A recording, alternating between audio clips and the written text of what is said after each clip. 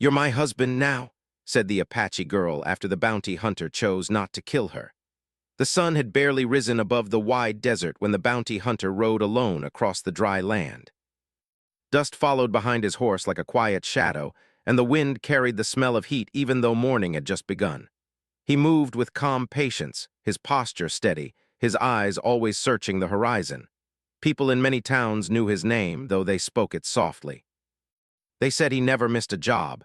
They said he never let feelings get in the way, but no one truly knew the man behind the stories. He had once been different.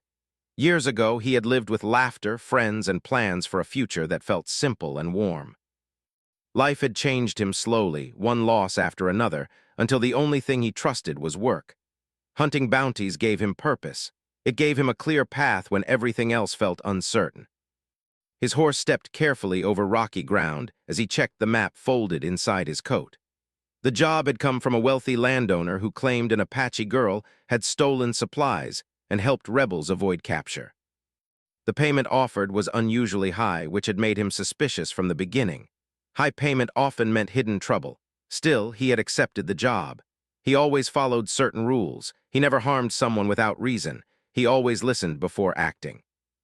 These rules were the last pieces of himself he refused to lose. The desert stretched endlessly around him, broken only by distant cliffs and scattered dry bushes. He knew this land well. Every small sign told a story, the direction of footprints, the way dust settled after movement, the marks left by animals or travelers. He slowed his horse when he spotted fresh tracks near a dry riverbed. Someone had passed through recently. He dismounted quietly, crouching low to study the ground. Smaller footprints, light steps, careful but steady. "She's not running blindly," he murmured to himself. The thought stayed with him as he followed the trail deeper into narrow canyons where shadows cooled the air. The land became rougher with tall stone walls on both sides, perfect for hiding, perfect for ambush. He moved cautiously, one hand resting near his weapon but not gripping it tightly. Years of experience had taught him patience. The desert rewarded those who waited. By midday, the heat pressed down heavily. He paused beneath a rock ledge to drink water and rest his horse. Silence filled the space, broken only by wind brushing against stone. He thought about the girl. The description given to him was brief, young, dangerous, skilled at disappearing. But something about the way the landowner had spoken bothered him. The man had been too eager, too angry. Anger often hid fear. The bounty hunter closed his eyes for a moment, remembering past jobs that had not been what they seemed. Lies were common in this work. People used hunters as tools. He finished drinking and continued forward. The trail led him through a narrow pass where sunlight barely reached the ground. His senses sharpened. He felt watched, though he could not see anyone.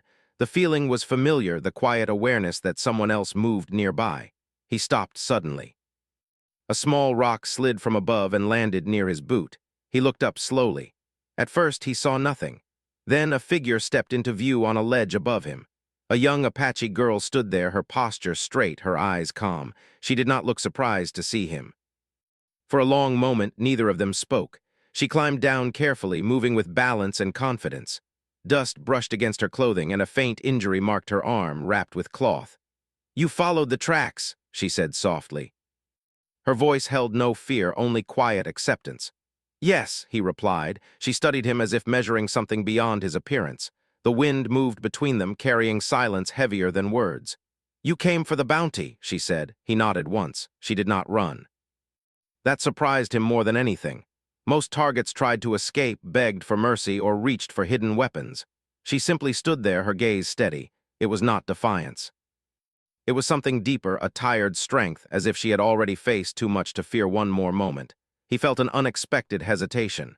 Years of training told him to finish the job quickly, yet something inside him resisted. "Are you going to do it?" she asked quietly.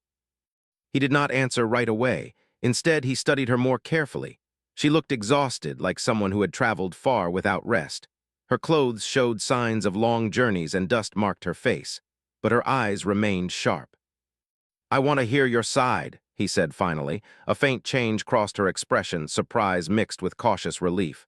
"They told you I am dangerous," she said. "They told me many things, and you believe them. I believe what I see." She looked down briefly, then back at him.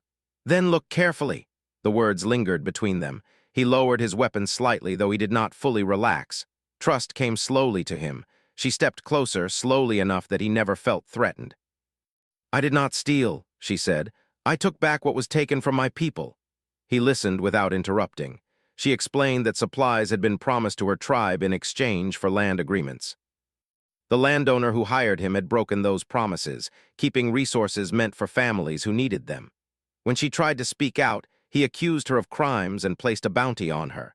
Her story sounded honest, but he had heard convincing stories before. "Why didn't you run farther?" he asked. "I am tired of running," she replied simply. The honesty in her voice unsettled him.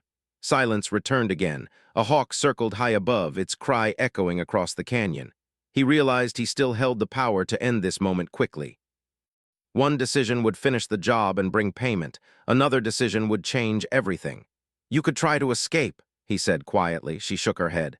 "If you wanted to stop me, you already would have." Her trust felt heavy. He lowered his weapon completely. "I need more proof," he said. She nodded. "Then walk with me, see for yourself." The offer surprised him. Most people feared bounty hunters, yet she invited him to travel beside her. He hesitated, thinking of his reputation, his rules, the expectations tied to his name. But curiosity and something deeper, a sense that this story was not simple, pushed him forward. They began walking together through the canyon, his horse following behind. The silence between them felt different now, less tense but still uncertain. As they moved, he noticed how carefully she observed the land. She avoided loose stones, chose shaded paths, and seemed to understand the desert like a living thing. "You know this place well," he said. "It knows me," she answered. Her words carried quiet pride. Hours passed as they traveled. The sun slowly lowered, turning the sky golden. They spoke little, yet he felt his thoughts shifting. The job no longer felt clear. The line between hunter and protector blurred. Near evening, they reached a high ridge overlooking a wide valley. Smoke rose faintly from distant fires, and small structures dotted the land below. "My people were there," she said softly, "before they were forced to leave." He saw emptiness where life should have been. For the first time since accepting the bounty, doubt settled deeply inside him. He looked at her again not as a target, but as someone carrying a heavy story. "You're not afraid of me," he said. "I was," she admitted, "but you listened." The words felt heavier than any reward. Night began to fall, and stars appeared one by one. The desert cooled quickly, wrapping them in quiet darkness. He realized he had crossed a line simply by choosing to listen. Night settled over the desert slowly, wrapping the land in cool silence after a long, burning day. The bounty hunter sat near a small fire, watching the flames move gently while the Apache girl rested across from him. Neither of them spoke for a while. The quiet between them felt natural, not forced. He had built many fires in many places, but this one felt different. Normally, he would keep distance from his target, keeping his guard high, never allowing conversation to go beyond necessity. Now he found himself studying her expressions, her calm movements, the way she listened to the sounds around them as if the desert itself spoke to her. She broke the silence first. "You are still deciding," she said softly. He did not deny it. "I always decide carefully." She nodded as if she respected that answer, the firelight reflected in her eyes, steady and thoughtful. He remembered the landowner's words, dangerous thief, rebel, yet the person sitting before him did not match those descriptions. She had not tried to escape. She had not shown anger toward him. Instead, she seemed willing to let him judge for himself. "What is your name?" he asked. She hesitated briefly, then answered. "Yana." He repeated it quietly, testing the sound. It felt strong like the desert wind. "And you?" she asked. He rarely shared his name during work, but something about the moment felt honest. He told her, watching her reaction. She smiled faintly. "People speak about you." "I know," he said without pride. "They say you never fail." He stared into the fire. "People say many things." The flames cracked softly. A cool breeze passed over them, carrying the scent of distant sage. After a while, Ayana began telling him more about what had happened before the bounty was placed. She spoke of her tribe being promised fair trade and protection. Supplies meant for families never arrived. When she tried to confront the landowner's men, they accused her of theft.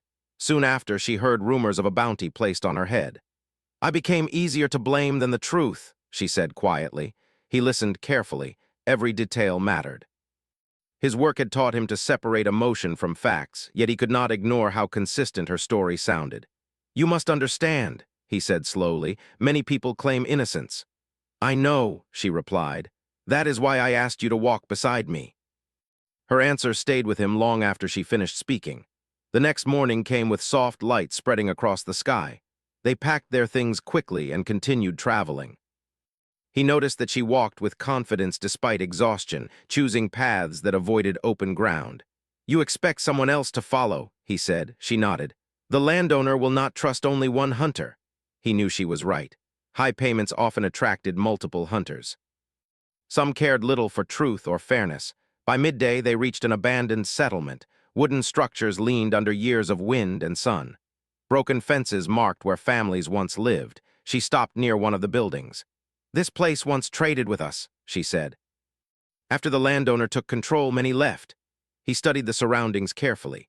Signs of struggle remained: scattered supplies, damaged walls, empty water barrels. Inside one building, he found crates marked with the landowner's brand. They were filled with supplies that should have been distributed to nearby communities. Dust covered everything, suggesting the goods had been stored for a long time rather than shared. "This does not look like theft," he said quietly. She watched him without speaking. As they prepared to leave, a distant sound caught his attention, hooves moving quickly. He grabbed his rifle, guiding her toward cover behind a low wall. Two riders appeared at the edge of the settlement, scanning the area. Their movements were sharp, searching. Another bounty team. The hunter's mind worked quickly. If they saw him standing with Iana, they might assume he had turned against the contract. That would make him a target as well. "Stay low," he whispered. The riders dismounted and moved closer, checking buildings one by one. Their voices carried across the quiet air. "She can't be far." The hunter studied their movements, calculating safe paths. Iana watched him calmly, trusting his judgment. When one of the riders came too close, the hunter stepped out carefully, revealing himself. They recognized him immediately. "You found her yet?" one of them asked. "Not yet," he replied evenly. The man looked around suspiciously, but did not see Iana hidden behind the wall. "We'll search north," the rider said before returning to his horse. Only after they left did the hunter allow himself to breathe fully. Iana stepped out, her expression thoughtful. "You could have told them." "Yes," he said simply, "but you didn't." He did not answer. The decision felt heavier now. Each choice pushed him further away from the life he knew. As they continued traveling, she shared more about her culture, her people's traditions, and the way choices defined honor.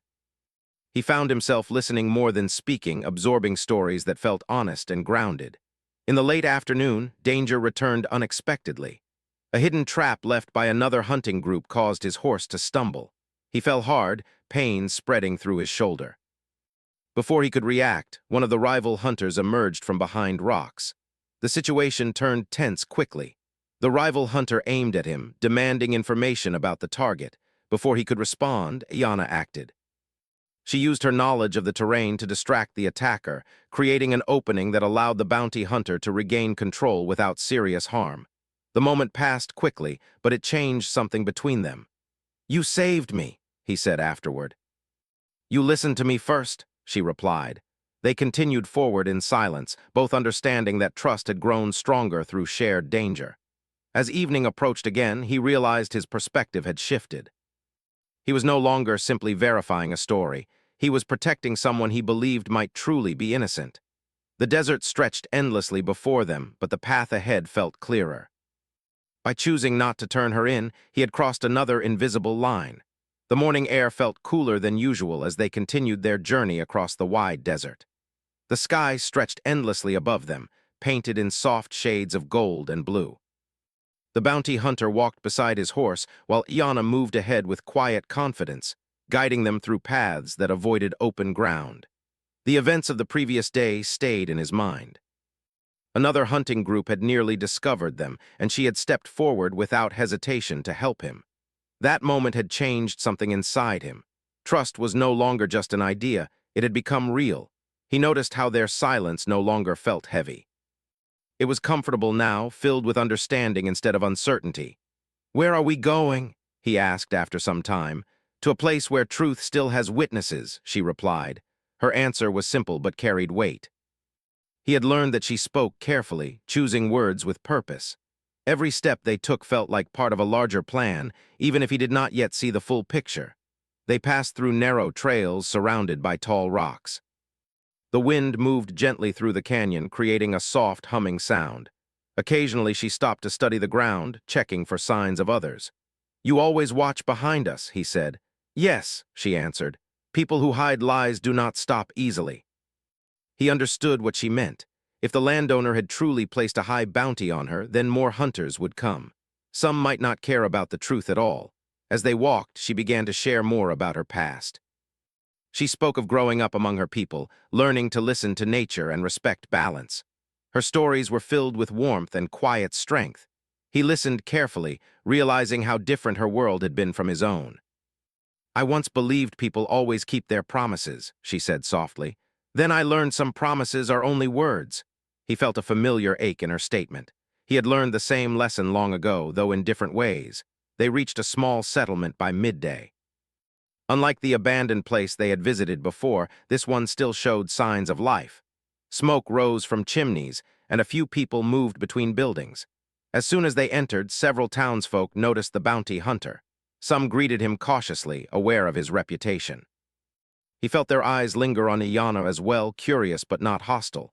An older man approached them slowly. His face carried years of experience, and his eyes seemed to recognize Iana immediately.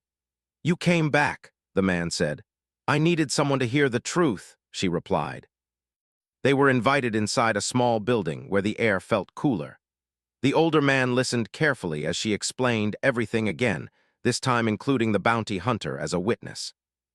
Documents were brought out, trade agreements, letters, and records that showed promises made by the landowner. The bounty hunter examined them closely. The details matched her story.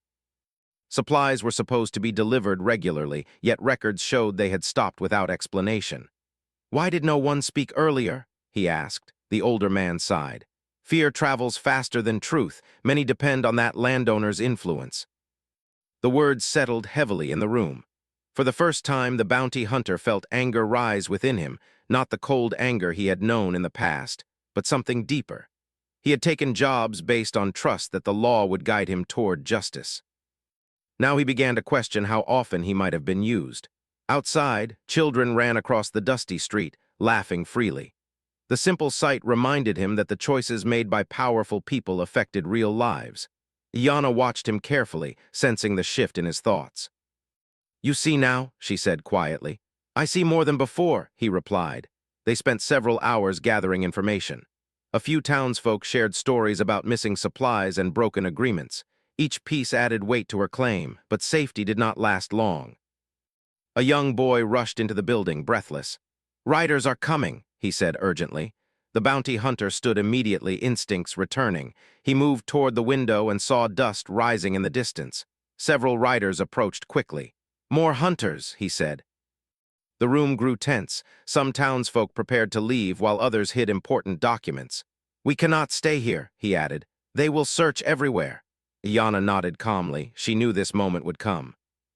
They left through a back path, guided by the older man who showed them a hidden trail leading into the hills. As they climbed higher, the settlement disappeared behind them. The bounty hunter felt the familiar pressure of being pursued, but this time the feeling was different. He was no longer chasing, he was protecting. They stopped near a high ridge where the land stretched endlessly below. The wind was stronger here, carrying away the heat. He turned to her. "You trusted me when I had no reason to earn it." She looked at him thoughtfully. "You listened when you did not have to?" Her words stayed with him. Listening had once been part of his strength, but over time he had stopped doing it. Now he felt that ability returning. As evening approached, they sat together watching the sky change colors. For the first time since the journey began, he allowed himself to relax slightly. "Why did you not run when you first saw me?" he asked. She smiled faintly. "Because I believed you would choose your own path." He considered that answer carefully. In her culture, she explained, choosing to spare someone's life created a bond. It was not ownership or control, but a connection built on trust and respect. "You changed my path when you lowered your weapon," she said. He looked away briefly, unsure how to respond. He had made many decisions in his life, but none felt as meaningful as that single moment. Night settled quietly around them. The stars appeared one by one, filling the sky with soft light. As they prepared to rest, he realized how much had changed in just a few days. He had started this journey as a hunter with a clear mission. Now he found himself questioning everything, his work, his past, and the person he had become. Yet instead of fear, he felt a strange sense of peace. The desert around them felt less empty now. It felt like a place where new choices could grow. The wind grew stronger during the night, carrying sand across the open land and brushing softly against the small fire they had built. The bounty hunter woke before sunrise, his senses alert as always. For a moment he lay still, listening to the quiet sounds around him, the shifting air, the distant call of a bird, and the slow breathing of his horse nearby. Yana was already awake, sitting at the edge of the ridge and watching the horizon. The early light painted her silhouette in soft gold. She turned slightly when she noticed him standing. "You sleep lightly," she said. "It keeps me alive," he replied with a faint smile. They packed quickly, knowing the riders searching for them would not give up easily. The evidence they had gathered from the settlement now rested safely inside his coat. He had checked it many times during the night, feeling the weight of responsibility grow heavier with each passing hour. For the first time in years, he felt nervous not for himself, but for what might happen to someone else. They began moving before the sun rose fully, following a narrow path between rocks. Yana led with steady confidence, occasionally glancing back to make sure he followed comfortably. "You know where we are going now?" she asked. "Yes," he said. "If we want to expose the truth, we need witnesses and people who cannot be easily silenced." She nodded. That had been her hope from the beginning, to reach a place where the landowner's influence was weaker. As the morning grew brighter, they spotted fresh tracks behind them. "They are close," he said quietly. Yana studied the ground and agreed. "They are moving faster now." He thought for a moment, weighing options. Running blindly would only delay confrontation. Eventually, they would need to stand their ground. "Then we choose where to meet them," he said calmly. She looked at him carefully. "You are no longer thinking like a hunter." "No," he replied after a pause. "I am thinking like someone who refuses to be used." The words surprised even him. He realized how much his perspective had changed since meeting her. They moved toward a canyon where high rock walls narrowed into a natural passage. The terrain offered protection and clear visibility. If confrontation came, they would not be surrounded easily.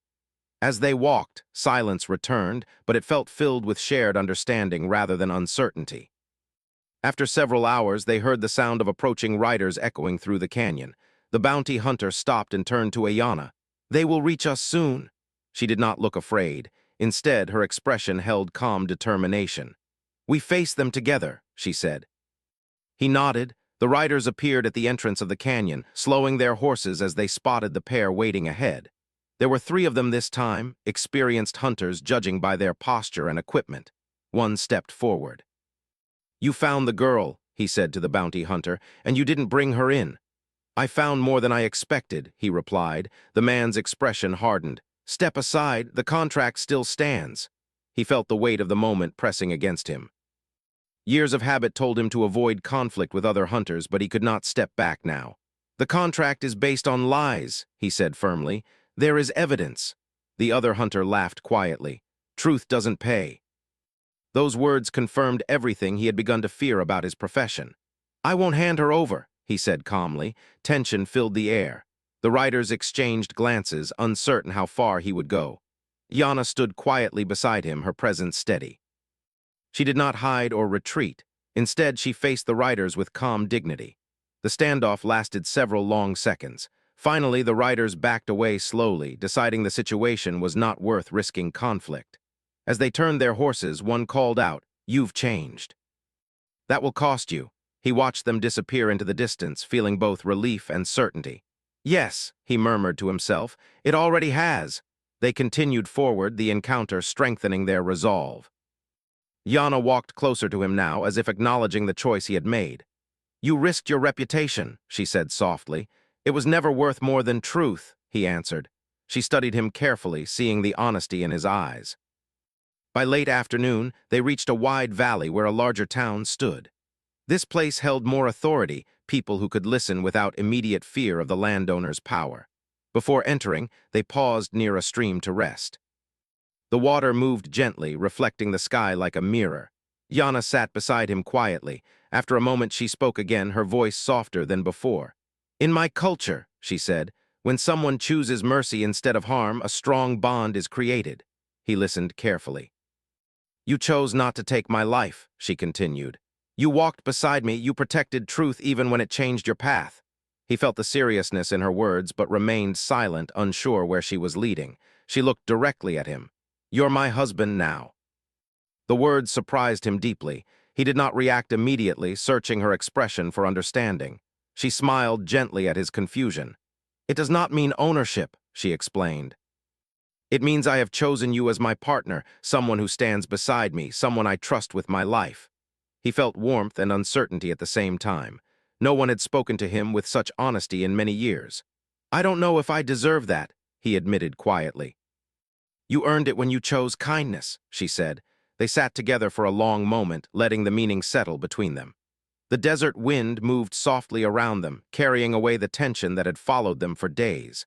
Finally, he stood and offered her a hand. "Then let's finish this together," he said. They entered the town as the sun began to set, preparing for the final step, revealing the truth to people who could no longer ignore it. As they walked side by side through the streets, he realized something important. He was no longer the man who traveled alone, guided only by contracts. He had become someone who chose his own path. The town felt different from the quiet places they had passed before. People moved through the streets with purpose, merchants called out to travelers, and horses waited patiently beside wooden buildings. The bounty hunter walked beside Yana, aware that many eyes followed them. Some recognized him immediately. His reputation had traveled far, but today he felt like a different man. He adjusted the papers hidden safely inside his coat. The documents they had gathered carried the weight of truth, broken agreements, missing supplies, and proof that the bounty placed on Ayana was not honest. Now the challenge was to make people listen. "Are you ready?" he asked quietly. Ayana nodded. Her face showed calm determination rather than fear. She had come this far, and turning back was no longer an option.